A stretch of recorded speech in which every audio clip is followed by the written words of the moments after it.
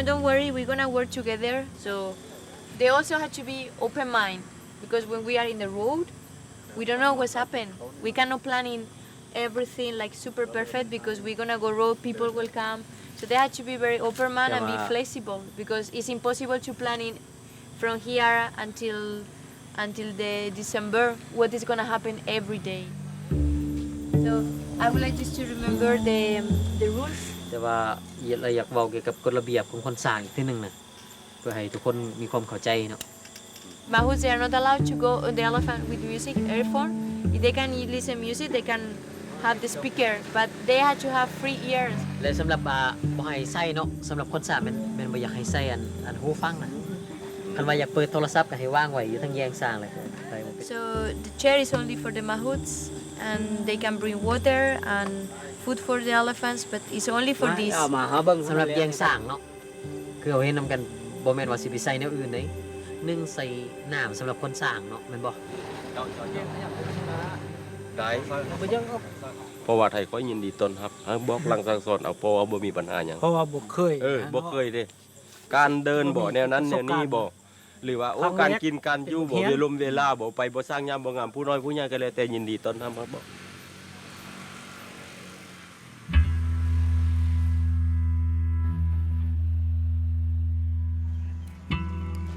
มื้อหนึ่งเซบาสเตียนดูฟิโลมาหาข่อยและบอกว่าข่อยเฮ็ดเวียกอนุรักษ์สร้างอยู่ประเทศลาวได้16 ปีแล้วอยู่พุ่นพวกเขาได้ทำการศึกษาช่วยเหลือปินปัวและขยายพันธุ์สร้าง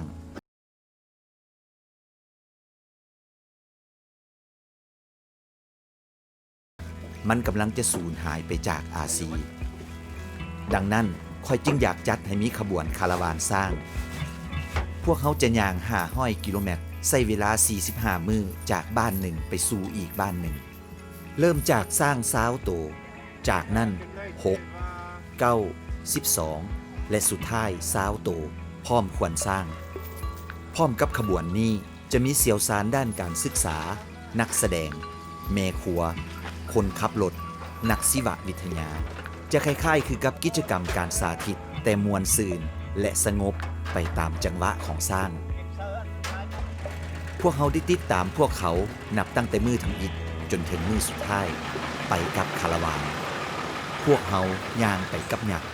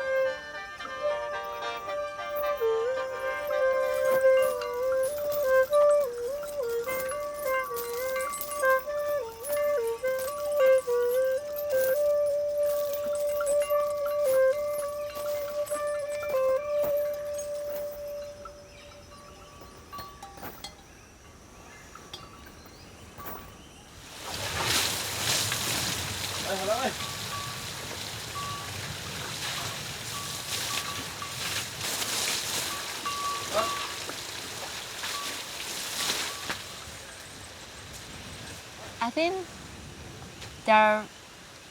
they are fascinating for me. They are fascinating in so many ways. The first, as a biologist, is because they have a very important role in the ecosystem that maybe people doesn't know. They are so many important for culture in many countries for so many years. You see, they were in Asia. They are like gods in the past. These gods, they become slaves, and for no reason.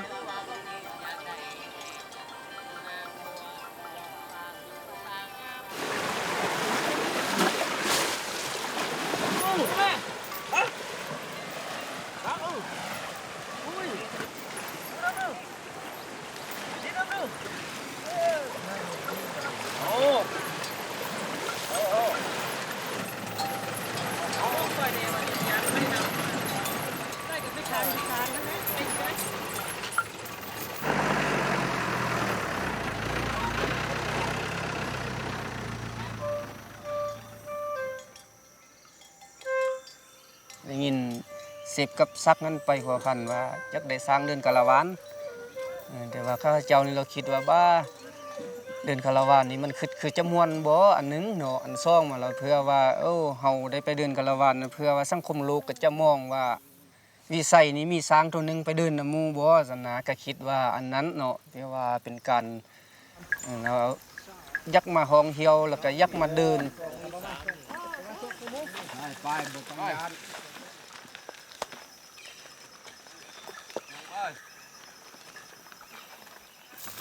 เจ้าได้เรือมื้อขึ้นนี่กับมื้ออื่นได้นอนอยู่ในเมืองอยากให้ฟังปัดฟ้อนก็ได้ Je vivais au Laos depuis 5 ou 6 ans. Je tenais un petit studio de création graphique. Ma clientèle me demandait toujours des éléphants, soit des logos ou des illustrations. Il y avait toujours l'éléphant. Je voyais l'éléphant un peu partout sur les packaging de produits de grande consommation, dans les pagodes, sur les textiles des femmes. Son image, sa représentation, elle est omniprésente au Laos. Et j'en avais jamais vu pendant ces 5-6 ans-là. J'ai pas vu d'éléphant.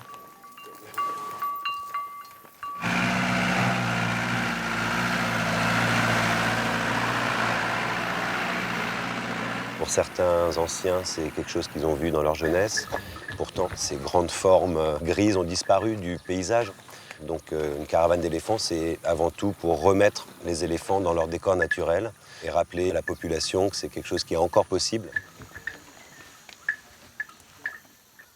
ในมือทำอิฐของคาราวานพวกเขาบ่ค่อยได้พบผู้คนพวกเขาตั้งใจเลือกแบบนั้นแม่นความคิดของเซบาสเตียนพวกเขาต้องรู้จักซึ่งกันและกันก่อนควรสร้างจากเมืองหนึ่งกับอีกเมืองอื่นๆสร้างหนุ่มสร้างแก่สร้างผู้และสร้างแม่เฮียนฮู้ในการย่างน้ำกันย่างตามทางในป่าภายใต้แสงแดดที่ห้อนไหม้ขึ้นภูลงห้วยและแล้วก็ฮอดหอมภูแห่งหนึ่งสายไฟฟ้าได้บอกพวกเฮาว่าความทันสมัยได้มาฮอดบอนนี้แล้ว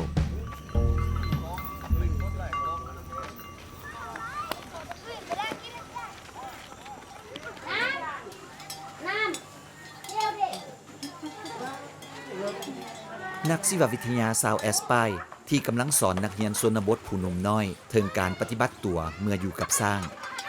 เมื่อบ่ดนมานี่เด็กน้อยและช้างได้เติบใหญ่มานำกัน They are very honest creatures but also very scary and very big. So even if they don't want to kill people, but if something they scare them, they will run away or they will start to move very fast. And they are 3 or 4 ton animals. ดีเลยเจ้าควันซันแล้วเนาะเจ้าควันซันแล้วเนาะเจ้าหู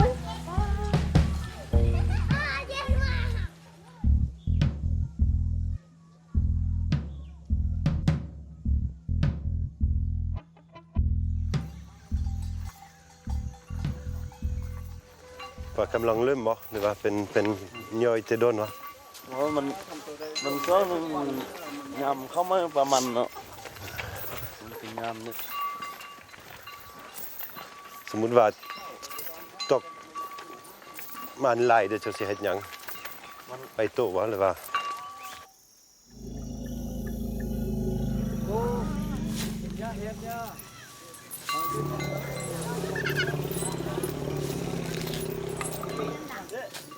l'éléphant meurtre et c'est juste une poussée comme ça de testostérone qui le rend incontrôlable pour son cornac. Donc il faut le garder assez loin des populations au cas où il casserait sa chaîne ou il pourrait revenir dans le village et causer des problèmes. Donc on y va avec le vétérinaire qui a pris son fusil sédatif et puis les cornacs qui vont choisir un endroit approprié.การออกจากคาราวานหมายถึงการที่ต้องสูญเสียค่าแรงงานถึง7อาทิตย์ของควรสร้าง2คนผู้เป็นเจ้าของสร้างสูญเสียค่าเช่าสร้าง7อาทิตย์พวกเขาได้ยินโดยที่บ่เข้าใจการสนทนาแบบเปิดใจระหว่างแต่ละฝ่ายคันมันย้อยตอนนั้นนี่มัน ก็ว่าเดือนปลายคนนี้ Duan Pai, bah. แต่ว่าอันนี้เราบอกว่ามันอีกน้อยเราก็ได้จดชื่อเขาทารวันเพื่อว่าประกอบส่วนนำโครงการคาบลาวานสร้างเราเอาใจมาฮอดขนาดนี้แล้วมันมาเป็นกลางทางถือว่า Pe Tokman, hau. Nang betan mi viti ke khai leo te chokong no. Te ba คือฮู้แล้วเนาะ มืออื่นคันถ้าว่ามันยังออกอยู่เรามันบ่ไปเลย เนาะลองเบิ่ง นี่ เบิ่ เบิ่ง ง มือแรงนี้ก่อน สมมุติว่า มืออื่นเช้านี่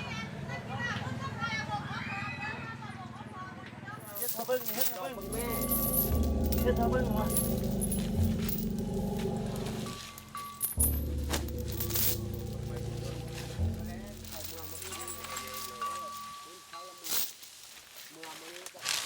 côté de l'œil, on voit un petit perforation là au niveau de la tempe avec une marque comme ça qui a été humide. Là, c'est un petit peu séché, qui descend jusqu'à la bouche. C'est une sécrétion voilà, huileuse qui sort de cette glande et qui, quand elle parvient à la bouche, les cornacs disent que l'éléphant atteint le full must. Donc, il faut à ce moment-là voilà, attacher l'éléphant avec une double paire de chaînes très court et puis surtout l'isoler de nourriture trop riche. Là, on va dire au revoir à Rambo. Dommage, c'est un très très bel éléphant. Mais ouais, on peut pas prendre le risque de partir sur la route avec un éléphant en must.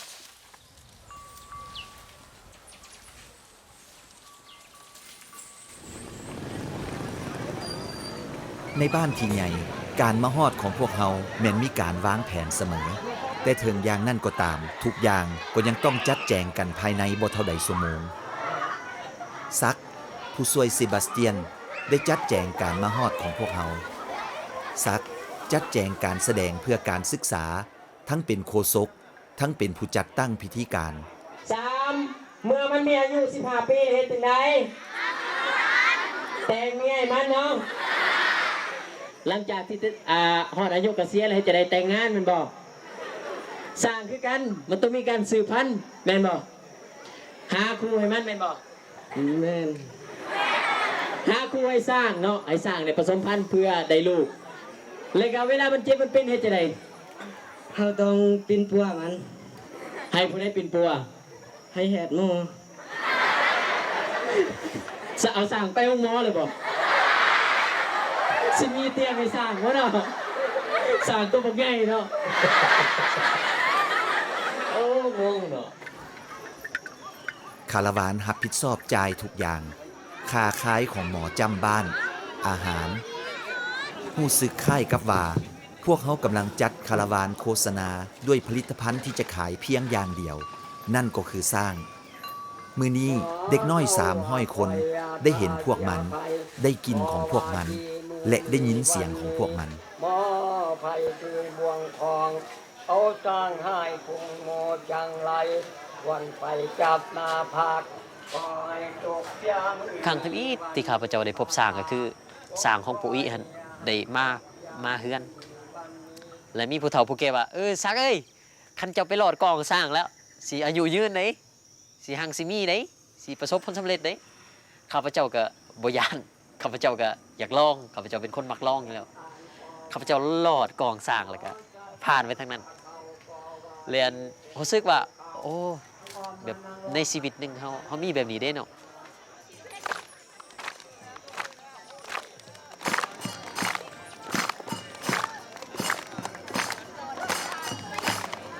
เอกอ้างก็เอกอ้างทางโลกจงจดจำโอ้ยนั่นละนาผู้เสนาละนาสมนิสัยนาขออำลาเจ้าก่อนแล้ว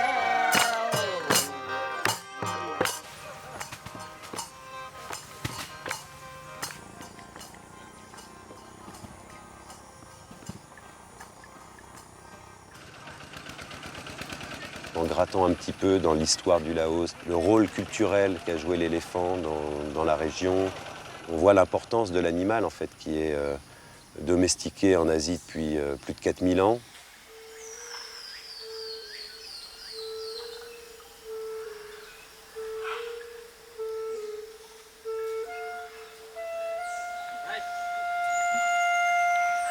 Le fait de pouvoir traverser 450 km avec 12 pachydermes qui mangent 1/4 de tonne par jour, Pour les éléphants, c'est des vacances.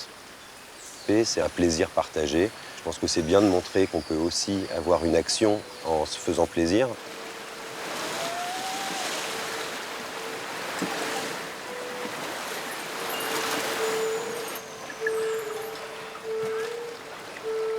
ในภาพถ่ายทางดาวเทียมประเทศลาวเป็นดังจุดสีเขียวในอาซีอาคเนย์บ่ว่าจะเบิ่งไปบ่อนใดก็มีเพียงแต่พื้นที่เดียวนั่นก็คือมหาสมุทรแห่งป่าไม้แต่มันจะอยู่ได้อีกดนนานเพียงใด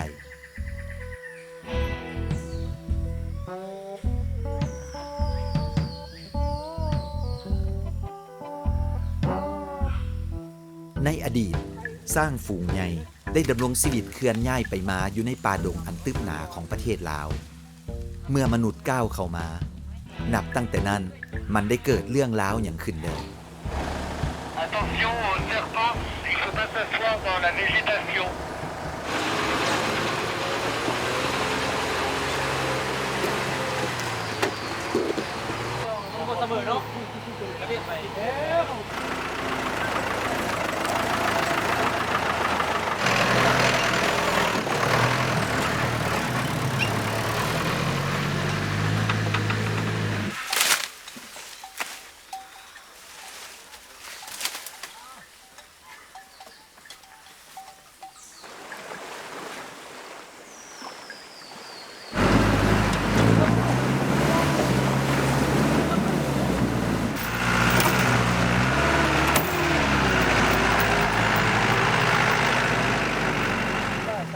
พวกเฮาย่างสาวลักต่อมือมี2ขบวนกำลังออกหน้าไปก่อนในเขตภูสูงของอุทยานแห่งชาติน้ำปุ๋ยขบวนหนึ่งแม่นมีรถบรรทุกและอุปกรณ์แต่งอยู่ครัวกินและอีกขบวนหนึ่งแม่นขบวนย่างของสร้างจากงัวแบ้หรือหมูที่ซื้อได้ระหว่างทางพอครัวแต่งอาหารเพื่อหลายๆมื้อเริ่มต้นจากส่วนที่แซ่บที่สุดนั่นก็คือปิ้งเครื่องใน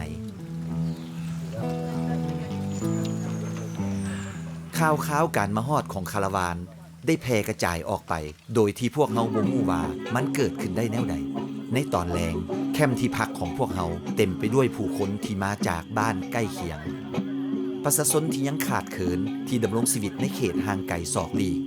เป็นไปบ่ได้ที่จะบ่ให้พวกเฮาเอาของต้อนเล็กๆน้อยๆให้กับเขาเจ้าฮูบเงากลางแปลนและซักก็จัดรายการแสดงถึงเรื่องของสร้างที่กำลังตกอยู่ในสภาพอันตรายหลายๆองค์การเนาะบอกว่าจะเป็นองค์การเกี่ยวกับสัตว์ป่าหรือว่าองค์การเกี่ยวกับไวล์ไลฟ์เนาะจนมากระทั่งโครงการเกี่ยวกับสร้างข้าพเจ้ากับทมิตรข้าพเจ้าก็แปลกใจอยู่ว่าเป็นยังคือมีแต่ฝรั่งมาเป็นผู้บุกเบิกนะเป็นยังคือบ่มีคนลาวนะปัจจัยที่1เนาะคนลาวเฮาก็คนที่เข้าใจเรื่องนี้ก็มีบ่หลายส่วนหลายแล้วก็อยากเฮ็ดเวียกที่ว่ามันสะดวกก่อนเนาะเฮ็ดเวียกกับสัตว์เฮ็ดเวียกกับป่าไม้มันก็อยากยุ่งยากรายได้มันก็บ่ค่อยจะหลายปานใดคนก็บ่ค่อยจะสนใจน้อยที่จะคอยรักษาไว้เป็นที่อยู่อาศัยของสัตว์ใหญ่สัตว์น้อยทั่วกันเป็นที่อยู่อาศัยของสัตว์ใหญ่สัตว์น้อยทั่วกัน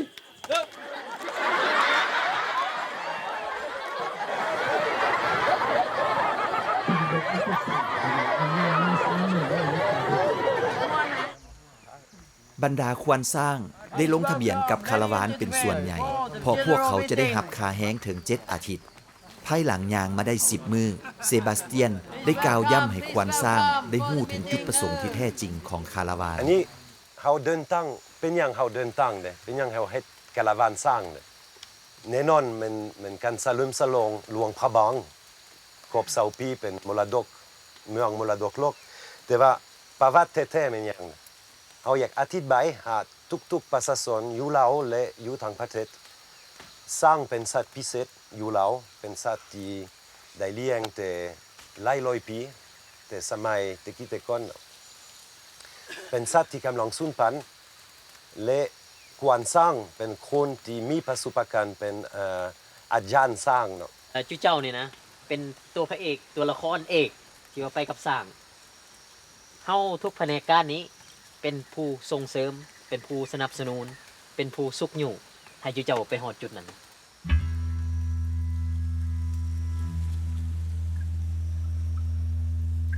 สีสูญพันธุ์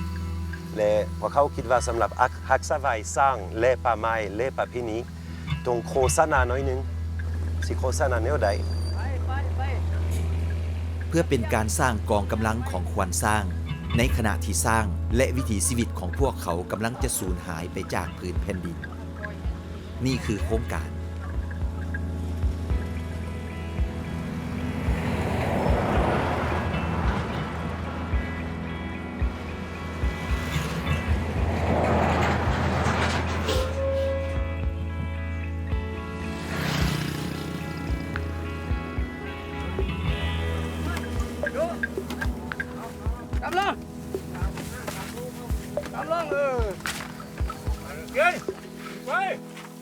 อันนี้ก็นานามข้าพเจ้าเองซื้อสมพรเมื่อต้นแรกหัวทีนี่ก็เรียนหนังสือจบจากโรงเรียนสร้างครูหลวงพระบางแล้วก็เบื้องต้นหัวทีมาก็เป็นนักเรียนจนว่าเป็นพนักงานครูเดิมนี่แหละซื้อสมพรวิไลกรอยู่บ้านบัวบานเมืองปักลายแข่งไสยบุรีจังซั่นแล้วสร้างนี่แท้บ่แม่นข้าพเจ้าได้ซื้อซ้อยมุนมังมรดกกกหักอย่างข้าพเจ้าหาเงินซื้อเอาเองเดี๋ยวนี้ข้าพเจ้าฮักสร้างได้ซื้อสร้างหันมาเป็นอาชีพควรสร้างนั่นคือควรสร้างผู้เลือกอาชีพนี้และบ่ยอมรับเอามูลมรดกจากพ่อซอแววถึงความมุ่งมั่นที่จะเป็นผู้นำของกลุ่มมื้อวานซื่นสมมื้อนี้เบื่อหน่ายควรสร้างต้องเอาชนะบ่เพียงแต่สถานภาพทั้งสังคมของพวกเขาในสังคมลาวเท่านั้นแต่ยังต้องให้ได้ความภาคภูมิใจกลับคืนเมืองน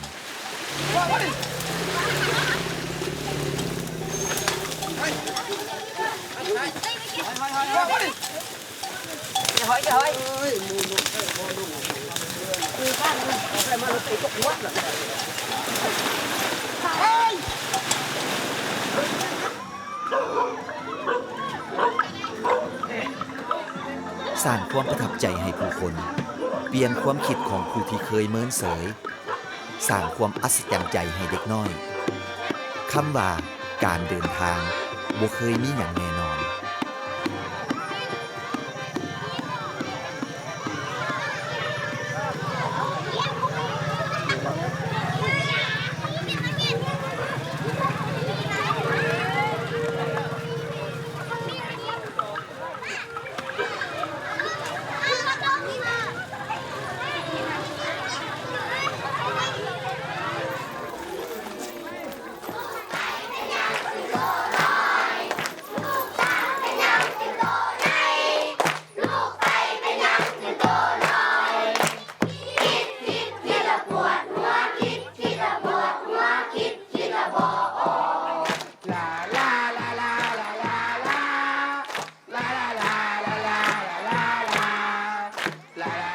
มีหมู่ทางบ้านส่งมาทางWhatsApp แล้วก็โทรมาหาเนาะแล้วถามว่าไปไสอยู่ไสเด้คือมิตรแท้เนาะแล้วก็ต้อก็จะไปว่าเอามาเดินคาราวานสร้างเด้อเพราะว่าออกจากปากหลายนี่จะไปบึงเพียงแล้วก็ไปสัญญาบุรีออกจากสัญญาบุรีไปพุ่งซ่าจะไปโน่บางแล้วหมู่ถามว่าไปโดนแท้ไปจักมื้อเราก็ว่าโอ๊ยไปโดนบ่โดนดอกประมาณ45มื้อเสียเพิ่นว่าโอ้โดนแท้สินไซวิชาการอิสระด้านการศึกษาของคาราวานสินไซผู้ที่เคยอาศัยอยู่ในเมืองใหญ่นครหลวงเวียงจันทน์ในตอนเริ่มต้นเราตั้งใจว่าจะติดตามพวกเฮาเพียงแต่15มื้อแต่สุดท้ายเราก็บ่หนีจากพวกเฮาบ่หนีจากเด็กน้อยผู้หิวโหยปึ้มอ่านนิทานและเสียงเพลงจุดประสงค์หลักๆที่ข้าพเจ้าได้เฮ็ดกิจกรรมสำหรับเด็กน้อยในขณะที่ข้าพเจ้าได้ร่วมกับคาราวานช้างเนาะก็คือว่าได้บอกให้เด็กเรียนได้รู้ว่าความสำคัญของช้างเป็นแนวใดแล้วพวกเขาจะอนุรักษ์ช้างแนวใด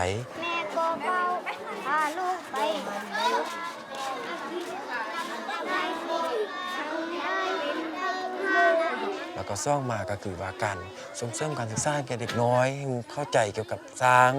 ให้ความสำคัญช้างแล้วก็ไว้ก็เจ้ามีแนวคิดแบบว่าโอ้ตรง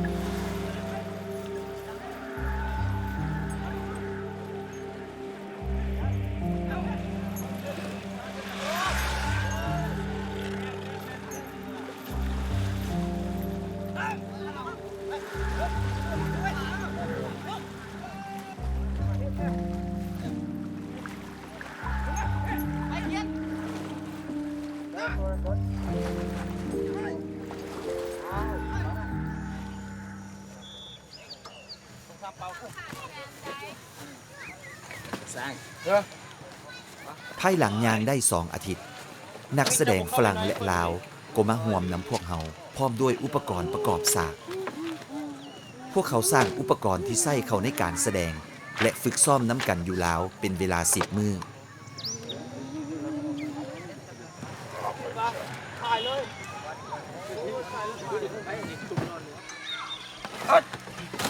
ก ระเป๋าขึ้นเลยบอกกระเป๋านี่ขึ้นหลังบอกขึ้นไหนยังไม่ยังถูกไหมเอานี่ไปยังles éléphants éléphant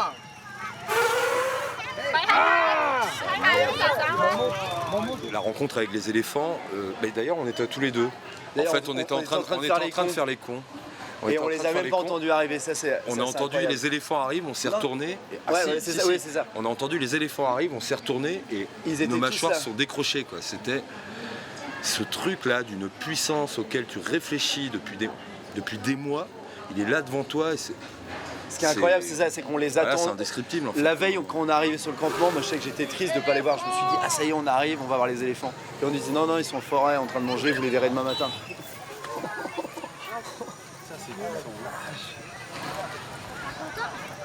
Ahmed, Didier, Kit, Sang, Joe, Karen, เลิศ กิโยมทุกคนล้วนมีประสบการณ์หลาย10 ปีในคณะละครที่มีชื่อเสียงของประเทศไทยลาวในครั้งนี้เขาเจ้ากำลังประเสริญหน้ากับสิ่งที่ท้าทายอย่างแท้จริงต้องเข้าให้ถึงจิตสำนึกของผู้ชมโดยที่บ่ให้เกิดความเบื่อหน่ายเฮ็ดให้ผู้ชมได้ม่วนพร้อมกันนั้นก็ลั่นระฆังเพื่อปลุกให้เขาเจ้าตื่น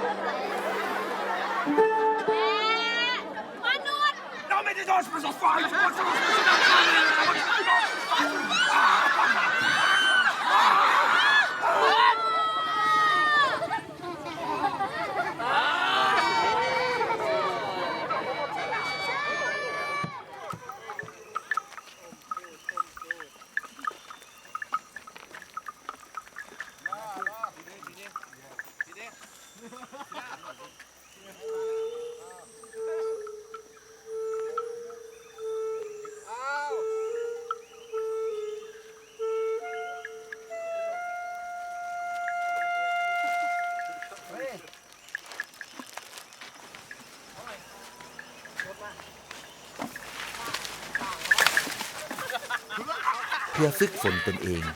นักแสดงจะต้องฝึกความอดทนในบ่อนนี้สำหรับเขาเจ้าแล้วมันหมายถึงการย่างสาวลักทุกๆมื้อดังเดียวกันกับผู้อื่นๆในคาราวาน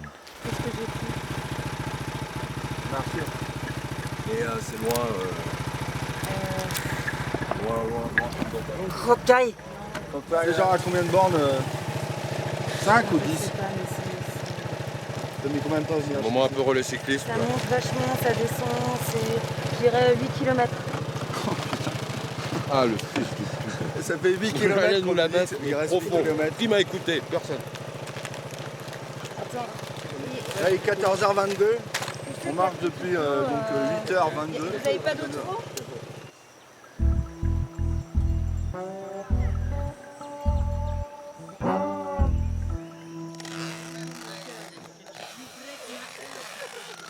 I say when they read the message. Bottom. It's okay? Oh! C'est quoi ça coupe le scotch? Voilà. Pipaille aussi. La binette, moi. Non mais là on passe vraiment pour des rigolos quoi. On est là pour sauver les éléphants quoi. Écosystème. Il fait encore du scotch le Didier. Putain mais Didier! Et voilà, j'ai fini. Et là il oublie son texte. C'est vrai. Didier, plus jamais de bière avant le spectacle. Ah, il a dit qu'on s'en est. Et voilà. Et on fait 3 blagues. Les mecs, c'est des pros, hein. Ils sont bons, hein. C'est des meilleurs qu'on a en tête de rue. Hein. Ok, beau peignant. Les mecs sont 7 pour monter une cabane. ทั้งคนเดียวเฮ็ดนี่แล้ว3เทื่อแล้ว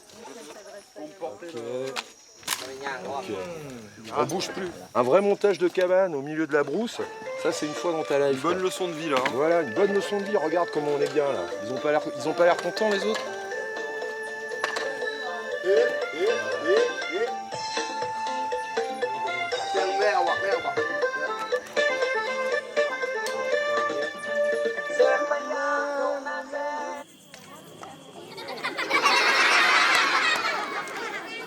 Il fut un temps pas si lointain où l'homme et l'éléphant cohabitaient pacifiquement en harmonie avec la nature et les autres créatures. แต่กี้แต่ก่อนมนุษย์และสร้างได้อาศัยอยู่ร่วมกัน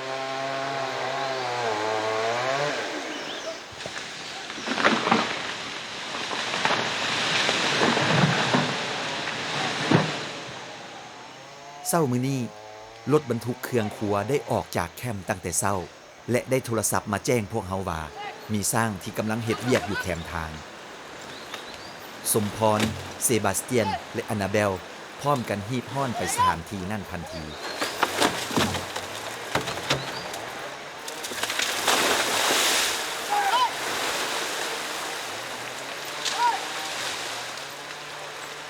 การที่มีควันสร้างประจำคาราวานนำพวกเฮาเป็นสิ่งที่มีประโยชน์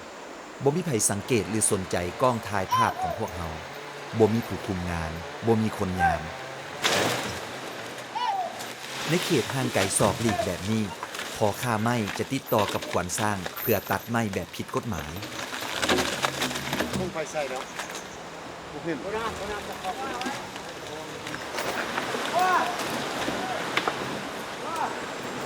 ก็เคยได้ยินมาเมื่อเช้าก็จะเกินพูนแล้วก็ลงประมาณ5ชั่วโมงแล้วก็ฮอดตอนค่ำกันยังเฮ็ดเวียก แม่น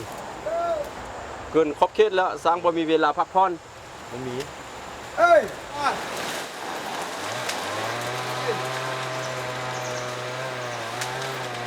แต่ว่าค่อยทำนี่บ่ถึงเวลานี้จักเทื่อ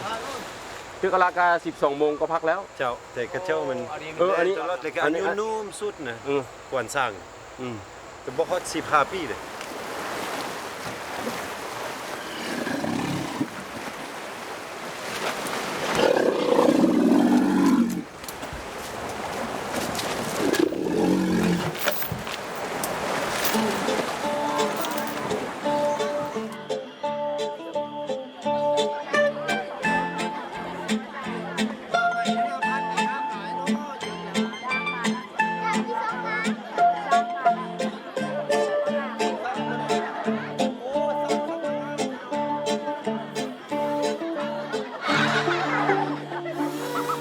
และสร้างก็ถือฆ่าให้ตาย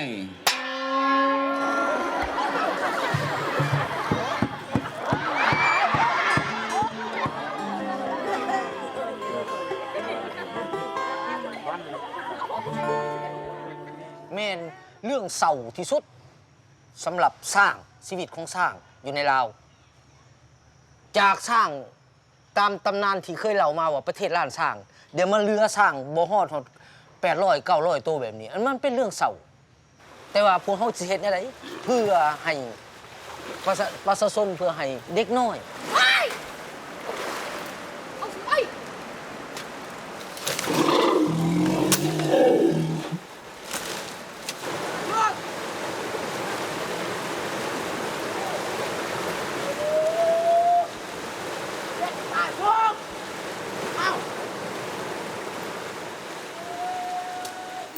ว่าคิงโอ้ยอดตะมือยอดทุก เอ๊ะมา เขาแกอะไรให้ตัวคิวนึงเท่าไหร่ บ่ไล่ได้ว่าไปอยู่นำเขาบ่ไล่ว่าซ้ำซาว่าอย่างหน้ากะบานมีปีกมีห่างแล้วอยู่นำเขาก็แต่งเมียฮะ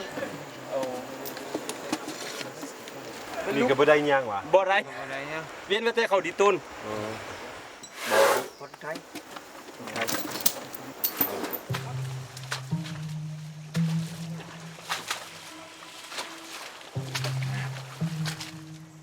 Évidemment, le paradoxe dans tout ça, c'est que l'éléphant est utilisé à détruire sa propre maison. On l'utilise de manière intensive à détruire son habitat. Donc on le condamne. Un animal qui est pourtant placide,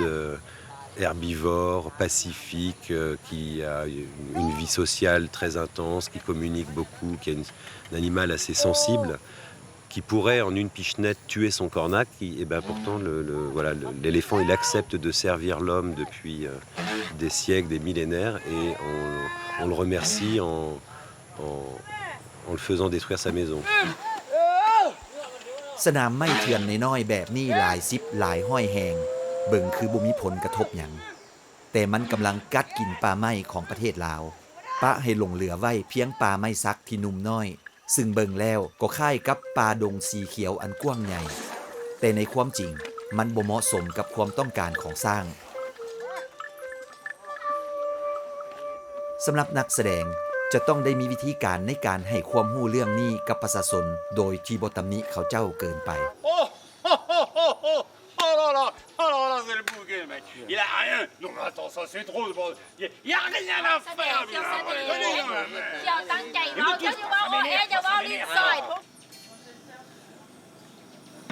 Ben, les repères, c'est ça. C'est quand ça fait ça, les repères. Non, mais au niveau de ton texte sur les colères, je pense. La première fois que tu lèves le masque, Sébastien a demandé un spectacle humoristique, un spectacle qui a un message, mais en même temps un spectacle qui soit fédérateur, populaire, qui soit au contact des gens, voilà, créer ce lien.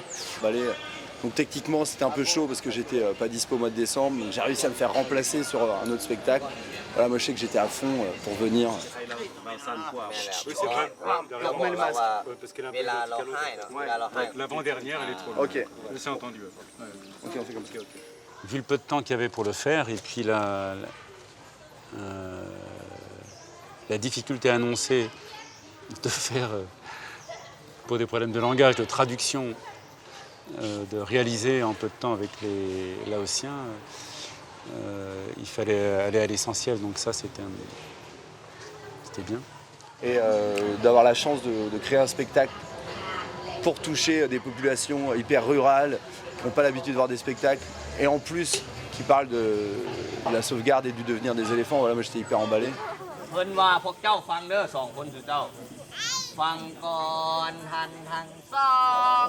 Eh mais c'est quoi ce cirque? T'as rien à dire, t'as deux choses à dire, putain, c'est quand même pas compliqué.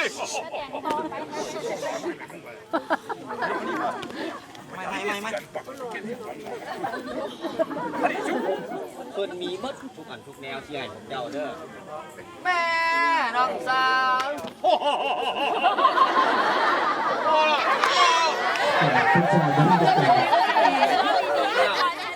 ก็ที่แสดงบ่มื้อนี้ที่แสดงบ่นี่ ตามบทต้องรู้ชาวบ้านมาเบิ่งหนาให้ท้องตามบท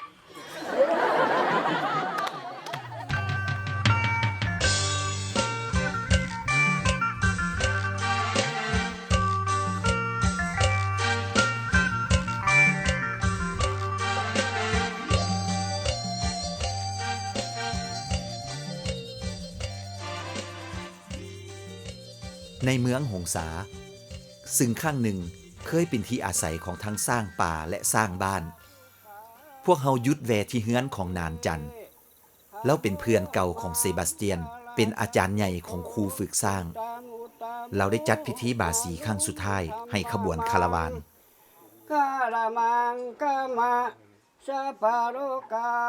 ช้างฮอดฤดูปีมากมีการสู่ฟันบาสีของมันธรรมอนุญาตบ่เป็นบับเป็นกรรมมันเป็นเท่านั้นขอบับขอกรรมเชิญให้มันไปลงไปผมละมันพลังเนาะมันเข้าไว้นี่มาซูนให้ก็ค่อยไปแล้วนั่นเช็คมันไม่เหยียบย่ำพงนี้ถึงมันเด้ทางตอนนี้แล้วนะไปเอาก่อเจ็บก่อไม่ก่อใส่ก่อน้ำว่าใช้เรือใช้ตัวเด้อเขาคนมันนอนเนี่ยโอ้ได้บาทนี่ว่าขักแน่ขัก Pour les garder, on te met des petits bracelets comme ça pour garder tes 32 âmes, pour que tu sois au complet. Dès qu'il y a quelque chose de fort qui t'arrive dans ta vie, il ne faut pas les brûler, il faut éviter de les couper avec une lame. Il faut les arracher dans 3 jours si ça tombe dans la soupe.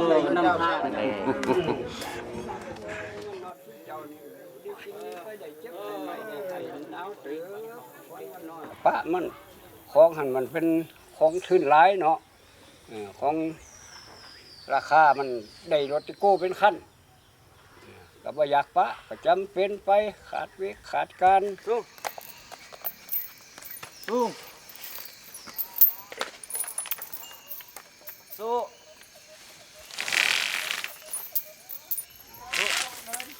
อันเทื่อก็ปล่อยไปก็ได้เป็นเดือนหุ่นแล้วเขาแล้วน้ำแล้วกัดเอากันไปน้ำเอามาใส่เวกมีแต่เท่านั้นนี่มันตั้งโครงการนี่ก็หนีเข้าไปกับบ่มีบอลไว้บอลอยู่บอลนี่ไปปล่อยที่ในหมัดที่ในก็มีแต่เครื่องประโยชน์ของคน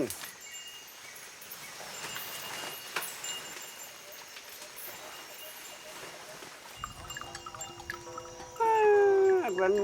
ใครต่างประเทศกับมันสร้างคือว่าแต่ว่ามันก็บ่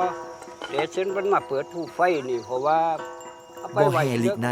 และโรงงานไฟฟ้าผลิตกระแสไฟส่งไปประเทศเพื่อนบ้านประเทศไทยเป็นต้นต่อป่าไม้หายไปสร้างก็เซ็นกันพวกมันถือขายไปเทื่อละโตให้สวนสัตว์หรือให้คณะละครสัตว์ในเมื่อควรสร้างบ่สามารถเลี้ยงพวกมันได้อีกต่อไปนี่คือสิ่งที่ยังเหลืออยู่ในขณะนี้จากถิ่นฐานของสร้างลาวถ่ายทำอยู่ที่แห่งนี้โดยผู้สร้างรูปเงาเรื่องคิงคองเมื่อ80 ปีก่อนและจะยังมีอีกจำนวนหลายเท่าใดที่จะสังเวยชีวิตเพื่องาของมันคือดังที่นักแสดงละครพวกเขากำลังแสดงตลกระเบิดเสียงหัวออกมาอย่างแหงและพร้อมที่จะกระโดดโลดเต้นขึ้นเมื่อเกิดความสะเทือนใจ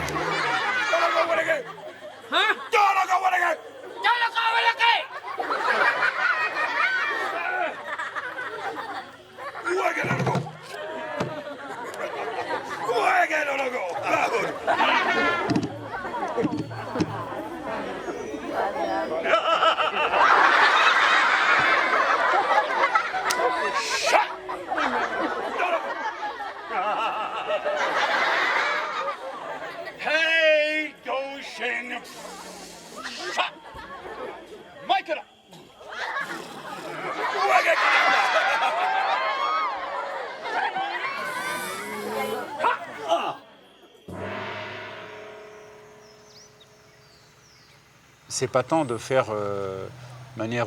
que j'allais dire outrancière, comme il y a des défis physiques qui se font maintenant sur la planète, aller se faire des treks je sais pas où, des trucs impossibles. Là, on a fait des toutes petites étapes et sur un quotidien.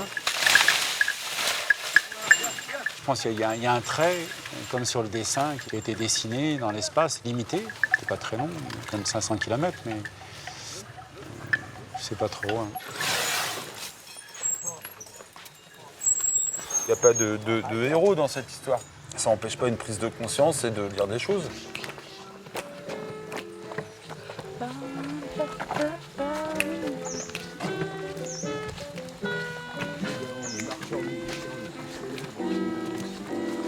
Du punk. Moi, j'ai besoin de me réveiller. Ah, du punk? Ouais, les Ramones. Je regarde ce que... Clash, les Clash, c'est bien. Ou les Stones, ce que tu veux, du rock'n'roll. Là, faut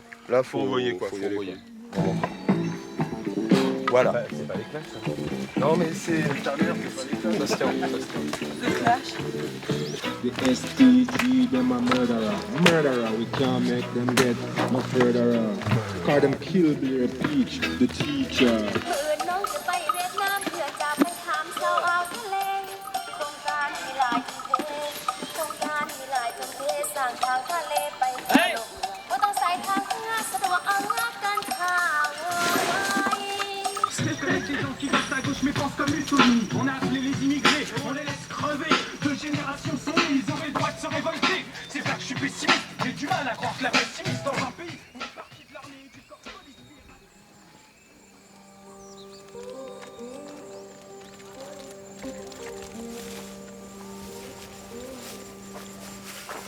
Moi, je crois que je vais construire une crêperie là.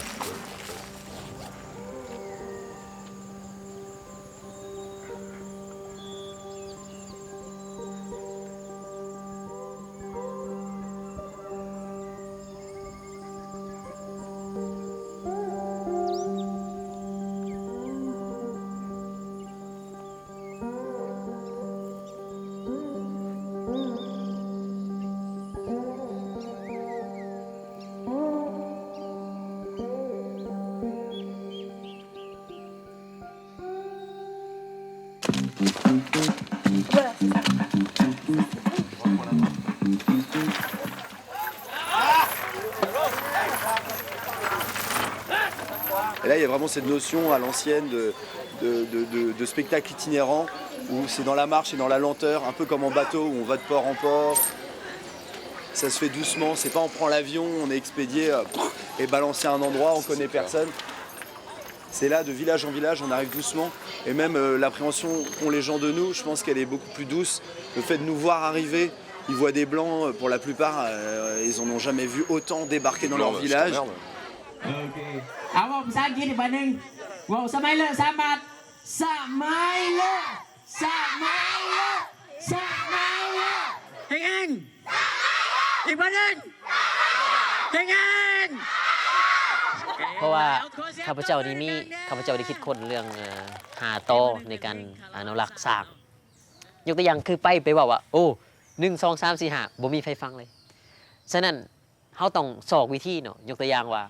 เฮาต้องกำได้จุดวิเศษว่าคนลาวนี่เขามักหยังเฮาต้องดึงเอาเอนเตอร์เทนเมนต์มาใส่ดึงเอาความบันเทิงมาใส่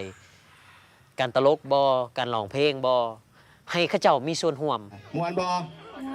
หักสร้างบ่หักอายบ่โอ้ยสร้างเลยแต่ตายซะมึงน่ะบัดนี้ไปบักเบกมันยังบ่หักมึงเลยก็ลายเติบแล้วบ่ไปซีบ้านเรื่องที่แสดงเป็นเรื่องตลกเรื่องราวของหมอมนแห่งอาซีและพอหมดจากแอฟริกาที่พยายามถอดรหัสความลับเพื่อที่จะช่วยปกป้องสร้างในประเทศของพวกเขาให้หลุดพ้นจากคำสาปที่กำลังดับสูญพวกมันเป็นข้อความที่ง่ายดายเวทมนต์บ่สามารถช่วยสร้างได้แต่เหตุผลช่วยได้คือเฮารับบทเศร้าถ้าผู้ชมให้เฮาก็ดีใจแต่ว่าถือว่าเฮากับอักแม่นแสดงผ่านมาแต่ละบ้านผู้ชมหัวผู้ชมม่วนก็ถือว่าเฮาเฮ็ดบรรลุเป้าหมายที่เฮาได้ร่วมเฮ็ดกับอักแม่นมา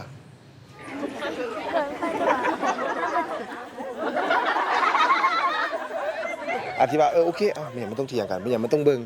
เป็นอย่างมันต้องเว้าสินะลักษณะแบบนั้นคือเนื้อหาอาจจะเป็นสร้างแบบว่าคือผู้กำกับเพิ่นเว้าแหละอาจจะเป็นช็อตนึงที่เพิ่นต้องเฮ็ดขึ้นมาว่าโอเคตอนนี้เฮาต้องเฮ็ดแบบนี้เพื่ออย่างเพื่อให้ผู้ชมยุบผู้ชมขอโทษผู้ชมมันหยุดในนึงบ่สินะ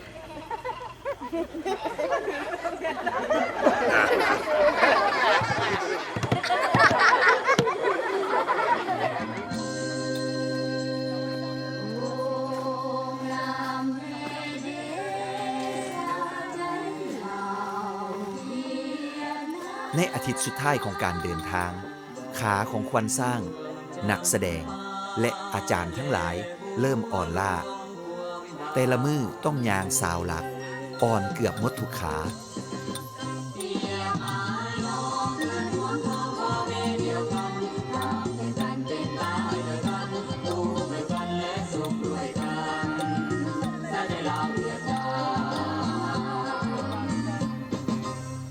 ระหว่างกลางท้องฟ้าและหน้าดินมีเพียงคาราวานเดียวนี้ที่มวลซืนและได้รับมากผล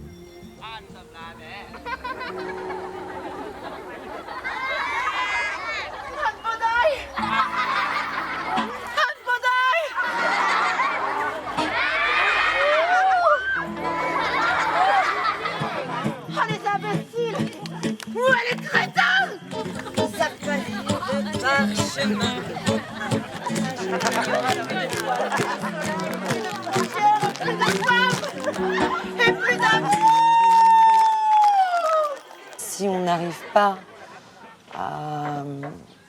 à protéger cet animal comme on a laissé disparaître tant d'autres, si on n'arrive pas à protéger la vie, qu'est-ce qu'on va faire de nous? Pour moi, c'est ça le message. Possible. C'est pas possible. Ils savent pas lire le parchemin.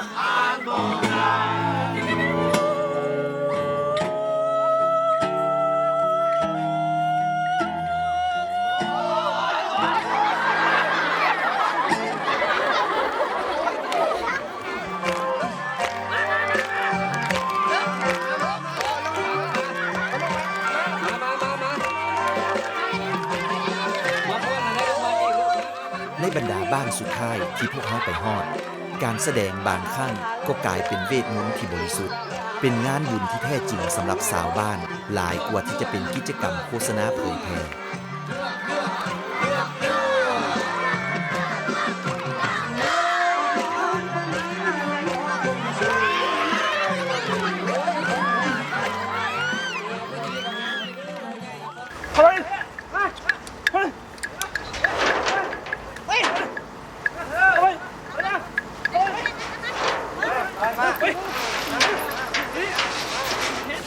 ก่อนที่จะฮอดปลายทางสิ่งที่ท้าทายกำลังล้อท่าขบวนคาราวานต้องข้ามแม่น้ำของภายใต้สายตาของสมพรเซบาสเตียนและอานาเบลบ่มีควรสร้างผู้ใดที่เคยบังคับสร้างให้ขึ้นหัวการเสริมแหงทั้งบวกดังสัตวแพทย์เว้าหรือเล่เหลี่ยมดังควรสร้างเอิ้นได้เป็นที่ยอมรับจากทุกคน